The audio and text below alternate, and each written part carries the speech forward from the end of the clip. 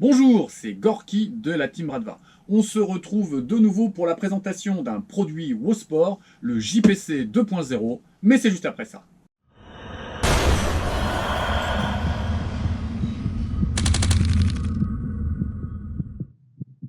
En introduction, je souhaiterais remercier Airsoft Entrepôt qui, une fois de plus, nous fait confiance et nous envoie ses produits à notre demande. C'est nous qui les choisissons dans le catalogue, on n'est pas sur du placement commercial, pour qu'on puisse en faire la revue. Aujourd'hui, j'ai décidé d'emprunter un petit JPC. Alors JPC, c'est quelque chose qui est extrêmement connu, on est sur le petit porte-plaque qui va favoriser assez facilement l'utilisation d'une ceinture tactique puisqu'il va être relativement haut. Et on va dire qu'on peut l'utiliser parce qu'il y a eu pas mal de repros par les Russes, mais on n'est pas sur un produit russe de base. Ça m'intéressait quand même néanmoins de voir ce que valait ce 2.0. Alors j'aurais pu prendre l'autre version que je vous mettrai à l'écran. Ce qui m'intéressait sur celui-là, c'est qu'il avait un système de fermeture éclair pour adapter un système de sac modulaire à l'arrière du JPC, donc je voulais voir à quoi ça pouvait ressembler. On est sur un produit qui est aux alentours de 44,90 €, alors qu'on va avoir le Swiss Arm qui est à peu près dans la même catégorie à 39,90 €, mais avec moins de modularité.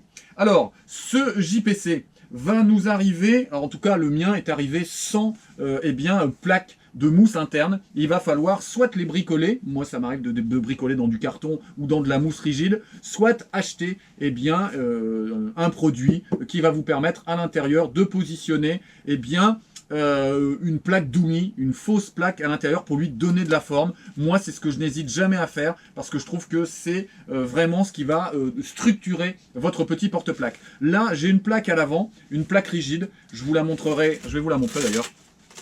C'est plus facile. Voilà. Pour mettre la plaque, vous allez ouvrir le velcro par le dessous de manière classique. Voilà. Ça tient bien. Et là, moi, j'ai choisi de mettre une plaque rigide.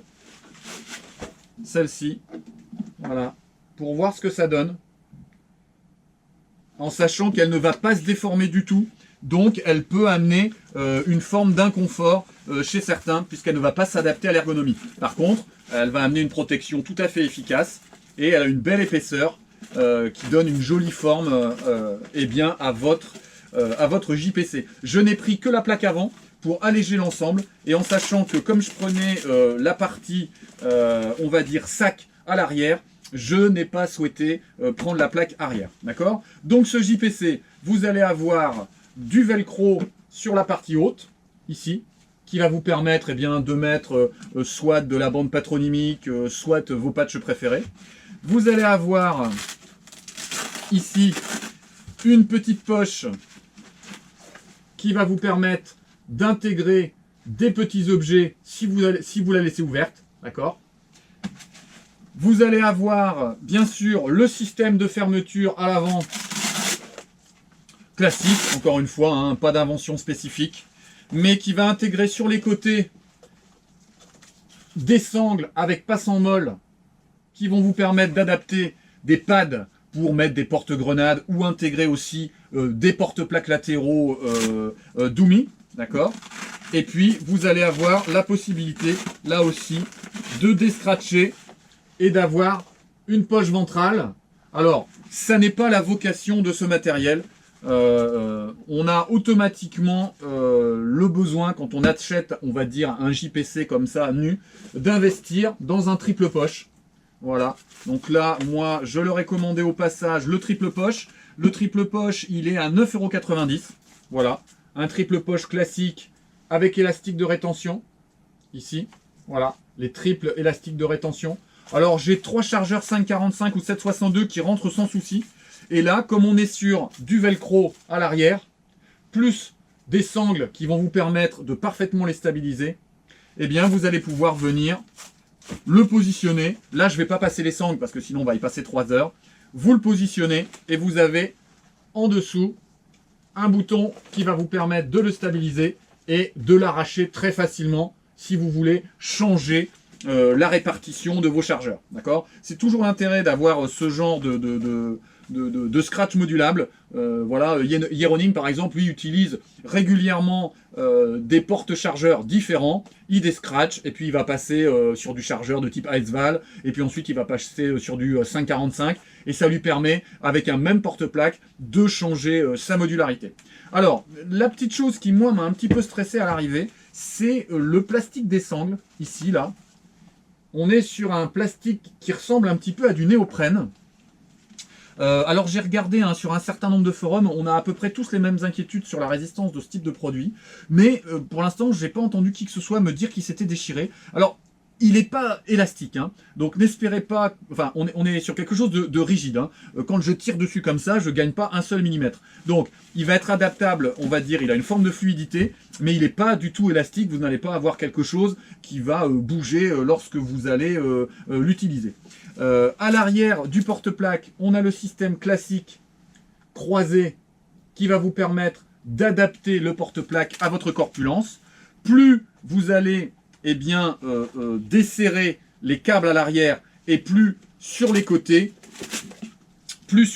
la partie latérale va s'allonger, ce qui va vous permettre de s'adapter en fait à votre corpulence.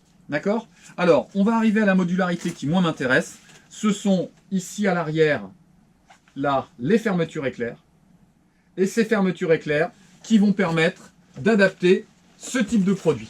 Voilà. Donc là, on est sur le porte-accessoire arrière 2.0 JPC au sport, voilà, qui est à 37,90 €. Alors, c'est du coup pas donné. Si on rajoute l'ensemble des choses, c'est-à-dire le porte-plaque à 44,90 €, le triple porte-chargeur à 9,90 €, plus le porte-accessoire à l'arrière à 37,90 €, ben on arrive aux alentours de 92 € le porte-plaque complet, d'accord? Et on n'a pas de poche PA dessus, et on n'a pas de poche radio dessus, donc vous voyez, ça monte progressivement. Mais bon, tant qu'à faire, plutôt que de présenter une version en fait de petit porte-plaque cheap, j'ai préféré prendre cette version-là. Donc, on l'accroche par fermeture éclair sur les côtés. Voilà. Alors, non seulement ça se positionne avec les fermetures éclair, mais en plus, ça se met velcro contre le JPC. Ok. Et on va avoir à l'intérieur, ici, des sangles. Encore une fois, je ne vais pas les mettre, là j'ai pas le temps. Des sangles qui vont passer à l'intérieur des passants molles du porte-plaque initial pour entièrement se stabiliser. Bien. Alors, je vais l'enfiler pour vous montrer ce que ça donne et vous faire des petites remarques sur ce que j'observe. Voilà, là j'ai entièrement positionné mon porte-plaque, d'accord? Je l'ai réglé à ma taille, en sachant que, bon bah voilà, moi je suis plutôt mince, donc je suis quasiment à 0 au niveau du réglage. D'accord? Alors plutôt mince, je vais faire 100 au niveau de la poitrine. Si je suis mince en bas, je fais quand même 100 au niveau de la poitrine, ça vous donne une idée. Voilà. Sur le côté, ce que ça donne. Et de dos. Vous voyez à peu près ce que ça donne? Alors petite remarque, faites attention.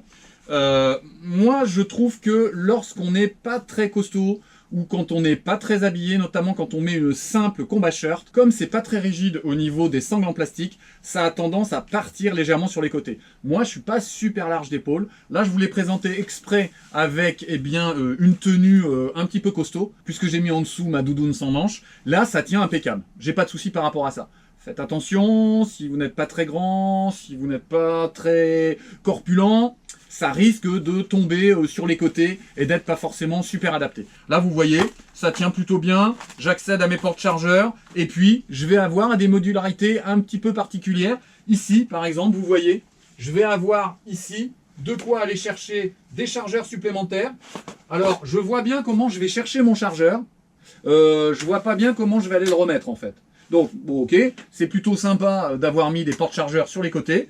Il n'y a pas de problème, je vais pouvoir les utiliser. Mais il y a intérêt à avoir une drop pouch et une ceinture basse, parce que sinon ça va poser souci. Ok. Ensuite, sur l'utilisation d'une ceinture, justement, regardez, là je descends relativement bas, je suis quasiment au niveau des reins, ça pourrait gêner s'il y a une ceinture tactique. En même temps, l'essentiel de ce qu'on a avec une ceinture tactique va se retrouver au niveau des côtés, au niveau des hanches, d'accord? Donc là, je suis plutôt dégagé, c'est plutôt adapté.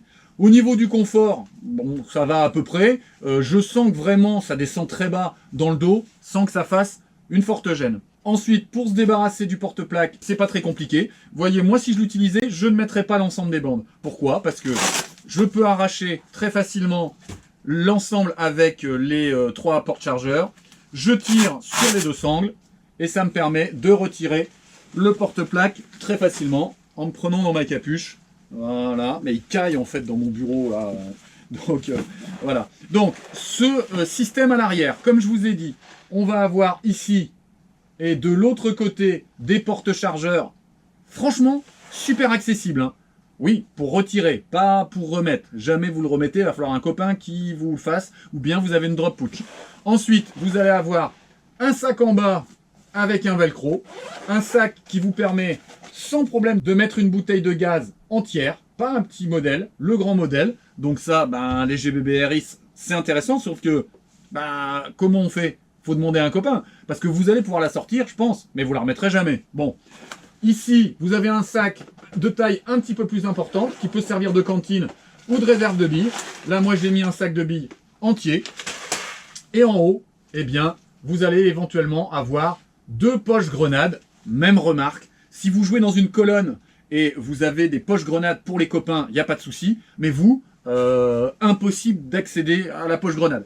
Donc ça, de ce point de vue-là, je le trouve pas forcément super ergonomique. Si je fais le bilan sur ce JPC, on n'est pas sur un premier prix puisqu'on est presque à 100 €. En même temps, on ne trouve pas de porte-plaque complet à 92,70 €. D'accord?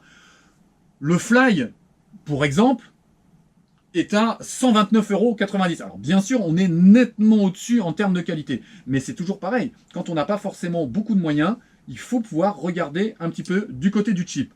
Bon, je considère que globalement, au niveau du visuel, c'est à peu près correct. On détecte quand même le chip. Hein. Les élastiques de rétention au niveau des chargeurs font un peu cheap. Globalement, le tissu fait pas super résistant.